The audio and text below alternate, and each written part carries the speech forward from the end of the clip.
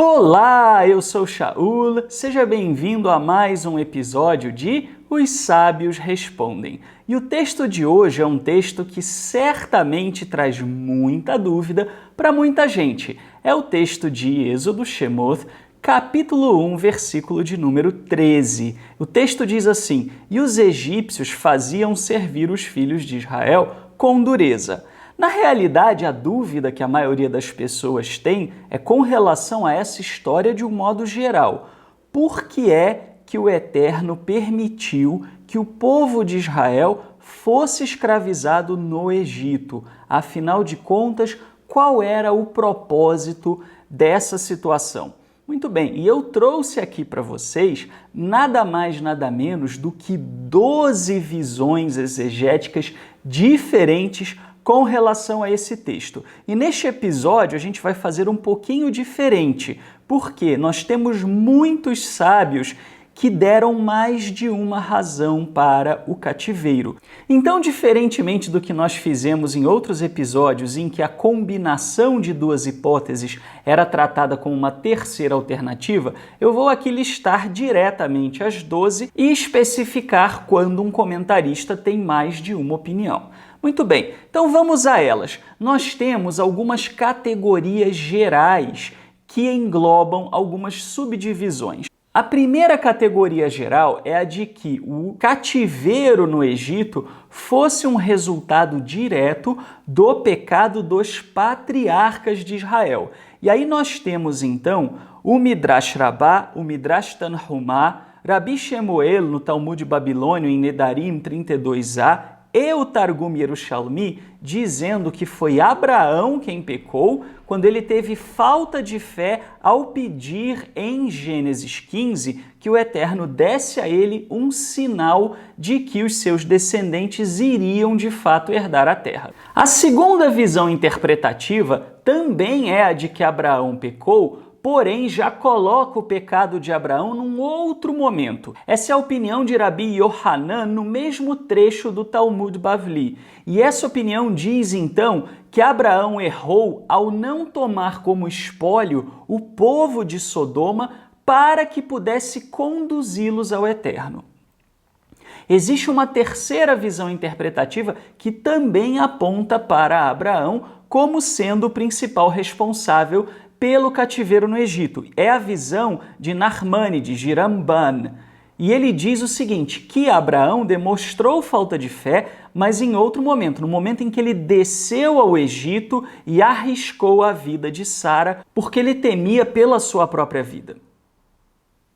Já existe uma outra visão interpretativa ainda dentro dessa categoria dos patriarcas, que é uma das visões de Abarbanel e também é citada pelo Rabi Ishaq Aramá, mas esse rabino cita essa opinião de uma maneira negativa. Ele cita, porém ele discorda dela. É a de que os irmãos de José teriam pecado e que o cativeiro no Egito teria sido de responsabilidade direta desses patriarcas. E na visão de Abarbanel, José também pecou quando ele não teve humildade perante os sonhos que ele havia tido para com os seus irmãos. Uma segunda categoria já responsabiliza o próprio povo de Israel, isto é, as gerações vindouras. Na maioria das vezes, a própria geração que foi escravizada.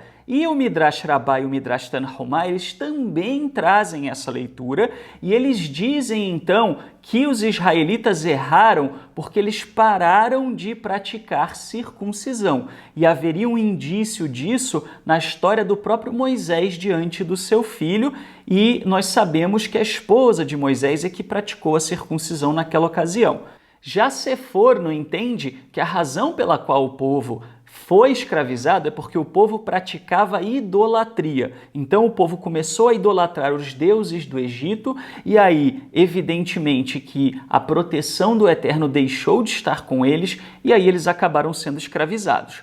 A sétima visão e terceira nessa segunda categoria diz o seguinte, que na realidade o povo agia muito um contra o outro, principalmente no que diz respeito a dedurar o comportamento um do outro e que isso estaria levando o povo à ruína. E cita-se como exemplo, normalmente, aquela passagem de Moisés, onde após ter assassinado aquele egípcio, onde o próprio povo de Israel já dá a entender que sabia e que tinha informação do que Moisés havia feito. Já uma terceira categoria atribui o cativeiro do Egito a um plano de aperfeiçoamento da parte do Eterno para com o povo.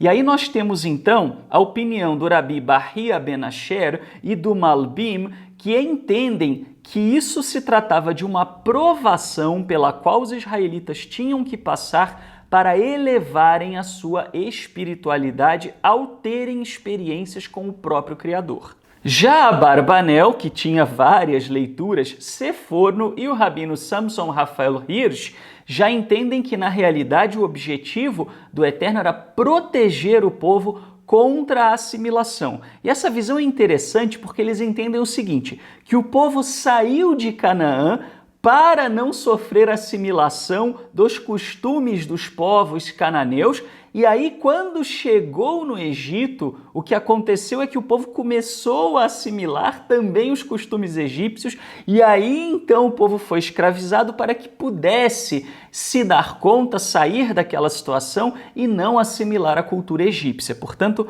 a principal preocupação seria a assimilação do povo de Israel. Há uma quarta categoria que entende que, na realidade, o cativeiro egípcio tinha a ver com a formação do povo enquanto uma nação que o Eterno desejava para que servisse de modelo para as demais nações. Afinal, essa é a missão principal de Israel.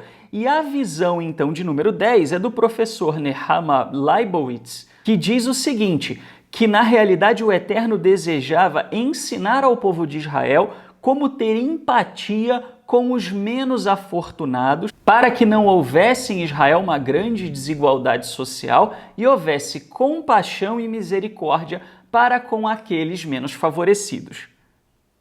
A 11ª visão, que vem do rabino Samson Raphael Hirsch, já é muito próxima a essa, mas tem uma pequena diferença. Ele entende então que o Eterno objetivava também eliminar as classes sociais e promover uma situação de igualdade entre o povo de Israel, para que, quando o povo se tornasse nação eleita e santa aos pés do Sinai, não houvesse pessoas que estivessem um acima do outro com mais posses ou com maior status. E a quinta e última categoria que traz a 12ª interpretação é a de que, na realidade, não houve um propósito específico da parte do Eterno, que, na realidade, tudo teria sido fruto do livre-arbítrio humano e das escolhas que foram acontecendo ao longo dos anos, tanto da parte dos filhos de Israel quanto da parte dos egípcios. Alguém poderia, nesse ponto, indagar o seguinte: poxa vida, mas a escravidão do povo no Egito não estava prevista desde Abraão? Como é que poderia, então, a gente dizer que isso se refere a uma questão posterior ou até mesmo que isso é uma situação da obra do livre-arbítrio das pessoas? Muito bem, aí normalmente os comentaristas se dividem em duas categorias. Uns entendem que, na realidade, quando o Eterno disse aquilo para Abraão, foi um decreto com relação ao seu plano. E outros dizem que simplesmente o Eterno estava prevendo o que iria acontecer para advertir Abraão para que ele pudesse fazer então os preparativos adequados que seriam necessários para o povo enfrentar aquela situação. Então, essas duas visões poderiam se encaixar nas diversas interpretações que nós vimos aqui e poderiam servir para explicá-las. Vamos então recapitular quais são as 12 hipóteses interpretativas trazidas pelos exegetas e sábios judeus. Número 1. Abraão errou ao pedir um sinal ao Eterno em Gênesis 15. Número 2. Abraão não levou Sodoma aos caminhos do Eterno após a guerra em que ele se sagrou vitorioso.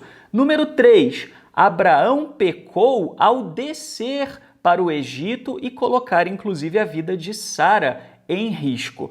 Número 4, os irmãos de José principalmente, mas também o próprio José, pecaram e isso trouxe a situação do cativeiro. Número 5, os israelitas teriam pecado ao parar de praticar a circuncisão. Número 6, os israelitas teriam pecado ao praticar idolatria. Número 7, os israelitas se voltavam uns contra os outros e deduravam o que estava acontecendo e traziam aflição no meio do povo e estavam esfacelando a sua unidade. Número 8, o Eterno queria elevar a espiritualidade do povo de Israel, fazendo-o passar por provações. Número 9, o Eterno desejava impedir a assimilação de costumes cananeus e também de costumes egípcios. Número 10, o Eterno desejava ensinar o povo de Israel a ter empatia pelos menos afortunados.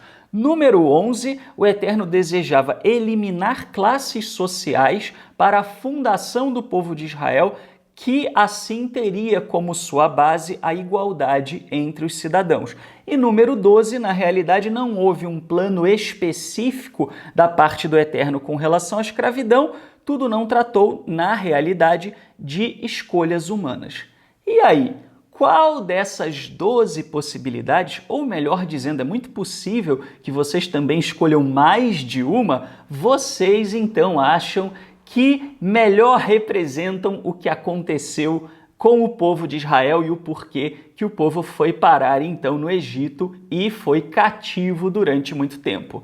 Não deixe então de comentar no nosso link que aparece aqui na parte de baixo do vídeo para que nós possamos também desfrutar dos comentários de todos vocês e estudar cada vez mais a Torá. Muito obrigado pela audiência e até o próximo episódio de Os Sábios Respondem.